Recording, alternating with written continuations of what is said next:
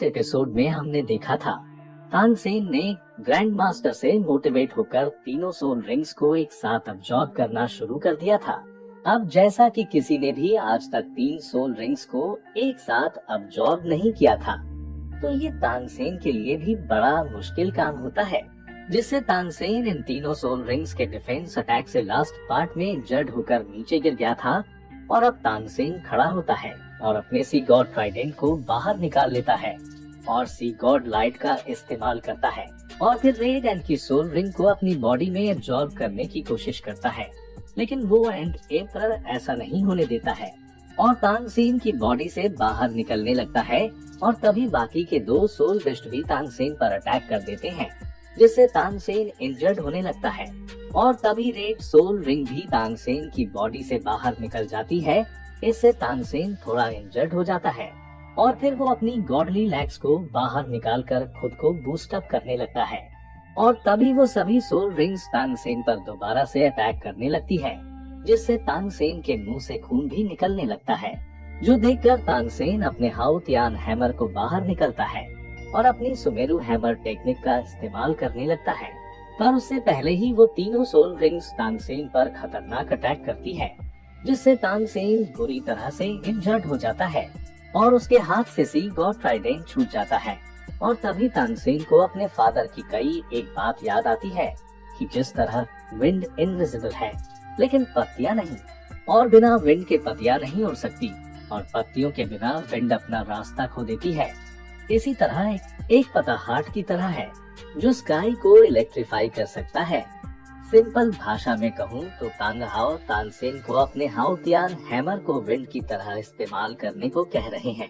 अब तानसेन इससे मोटिवेट होकर फिर से खड़ा हो जाता है और अपने हाउतियान हैमर को बाहर निकाल लेता है और अपनी सुमेरु हैमर टेक्निक का इस्तेमाल करने लगता है और उन सोल रिंग्स के साथ फाइट करने लगता है और साथ ही सोचता है मुझे इन तीनों सोल रिंग्स को रिफाइन करके अपने सुमेरु हैमर में ऐड करना है। और फिर तानसेन उन सोल रिंग्स को कंडेंस करने लग जाता है, जिसमें तानसेन को बहुत ज्यादा मुश्किल का सामना करना पड़ रहा होता है। पर फिर भी वो अपने फादर की ट्रेनिंग को याद करता है, जहां उसके फादर ने भी अपनी हार्ड ट्रेनिंग के दम पर 1000 ईयर ओल्ड सुमेरु हैमर की मिलियन सोल्स ने हाओतियान की प्रसिद्धि ने दुनिया को हिलाकर रख दिया है। यहाँ तांगहाओ ने भी विंड पर पूरा कंट्रोल पा लिया था। इसके बाद तानसेन अपने हाउतियान हैमर को ऊपर उठा लेता है और एक साथ उन तीनों सोल रिंग्स को अपने हाउतियान हैमर में मिलाकर उन्हें रिफाइन करने लगता है, जो करने में उसके हाउतियान हैमर से बहुत ज्यादा प्रेशर बाहर निकलने लगता है, जिससे तानसेन जिस चट्टान पर बैठा होता है उसमें क्रैक्स पड़ने लगते हैं और पावरफुल एनर्जी निकलने लगती है, जिसके साथ ही तानसेन कहता है मैंने कर दिखाया। और हम यहाँ पर तानसेन के आसपास तीनों सोल रिंग्स को देख पाते हैं जो कि ब्लैक कलर में होती है। आगे तानसेन कहता है फाइनली मैंने 390,000 year old soul rings absorb कर ही लिया।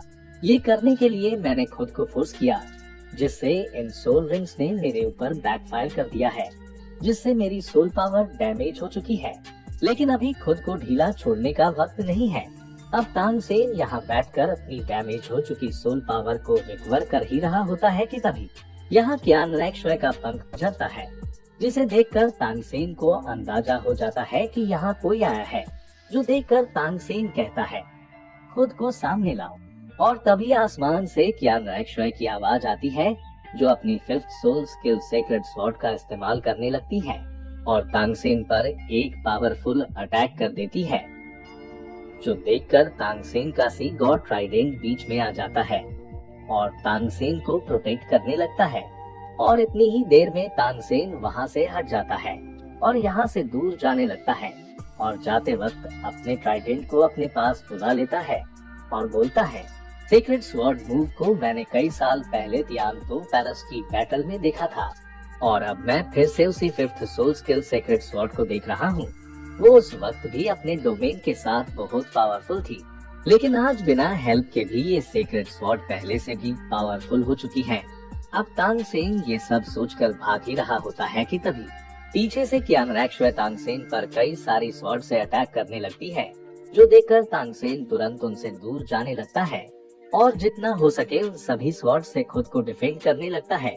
हालांकि ये सभी अटैक्स बहुत पावरफुल थे, पर तानसेन इन सभी से बच जाता है और एक सेफ जगह पर जाकर बोलता है, कुछ साल बीत चुके हैं और अब कियान रैक्शुई की स्ट्रेंथ अनप्रिडिक्टेबल है। और तभी यहाँ पर कियान रैक्शुई आती है और तानसेन से कहती है, हमें मिले हुए काफी वक्त गुजर चुका है। जो सुनकर तानसेन भी बोलता है, हाँ लगता तो है काफी समय गुजर चुका है और लगता है इसी बीच तुम काफी बदल चुकी हो। जिस पर कियान रैक्शुई बोलती है, लेकिन तुम वही हो जो एक साथ 3 सोल रिंग्स को एब्जॉर्ब कर रहा है, जो मैं किसी गॉड लेवल वॉरियर से भी उम्मीद नहीं कर सकती हूँ। लेकिन तुमने अभी जो किया उसने सच में मुझे इम्प्रेस किया है। ये सब सुनकर तानसेन कियान रैक्शुई से कहता है, तुम्हें कैसे पता चला कि मैं यहाँ पर हूँ? जो सुनकर कियान रैक्शुई कहती है, तो तुम्हें लग रहा था कि तुम छुपे हुए हो, लेकिन तुम्हें नहीं पता कि मैं सब कुछ देख सकती हूँ। जो सुनकर तानसेन हैरान होते हुए कहता है, तो ये मेरी मूवमेंट्स को फॉलो करने में सक्षम है, वो भी बिना मुझे पता चले। इस काम को करने की सिर्फ 2 ही पॉसिबिलिटी है। पहली ये है कि ये किसी सोल बोन की सोल स्किल हो सकती है। मैंने सुना है कि मार्शल सोल हॉल के पास 6 सोल बोन्स हैं, जो थाउजेंड्स ऑफ इयर्स से नेक्स्ट जनरेशन में पास हो रही है। लगता है इसने उन्हीं में से किसी एक का इस्तेमाल किया होगा जब उसने खुद को जू क्विंग की जगह रिप्लेस किया था। इसकी ज्यादा संभावना है। और सेकंड पॉसिबिलिटी ये हो सकती है कि इसने अपनी गॉड लेवल अचीव करने की मेरी तरह जर्नी शुरू कर दी है। किसी भी तरह से मैं इस मोमेंट में सबसे ज्यादा खतरे में हूँ। तानसेन ऐसा क्यों कह रहा है, आप सभी समझ रहे होंगे। जरा एक बार तानसेन की शरीर की तरफ देखो। उसकी बॉडी से अभी भी रेड लाइटिंग निकल रही है, जो शायद तानसेन की तीनों सोल रिंग्स के आपस में टकराने की वजह से हो रही है, क्योंकि अभी तक तानसेन ने उसे पूरी तरह से एब्जॉर्ब नहीं किया है। बीच में ही कियान रैक्शुई ने उस पर अटैक कर दिया था और अभी तानसेन की सोल पावर भी डैमेज है।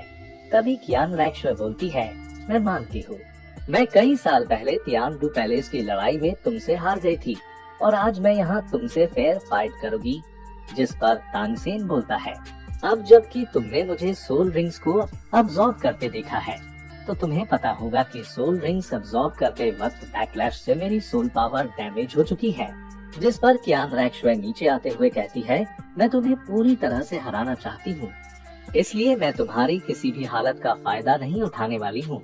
चलो एक शर्त लगाते हैं, मैं अपनी फैमिली की होली स्वॉर्ड ऑफ एंजल का इस्तेमाल करूंगी और तुम अपने ट्राइडेंट का इस्तेमाल करके फाइट करना। तो तुम्हारी इस शर्त के बारे में क्या ख्याल है? ये सुनकर तानसेन इसके लिए मान जाता है और अब दोनों ही फाइट के लिए बिल्कुल तैयार होते हैं और अपने ऑरा को रिलीज करते हैं। और यहीं पर ये पार्ट खत्म हो जाता है। इसके नेक्स्ट पार्ट की लिंक आपको डिस्क्रिप्शन में मिल जाएगी, तो अभी जाइए और देख लीजिए और सब्सक्राइब भी कर लीजिए।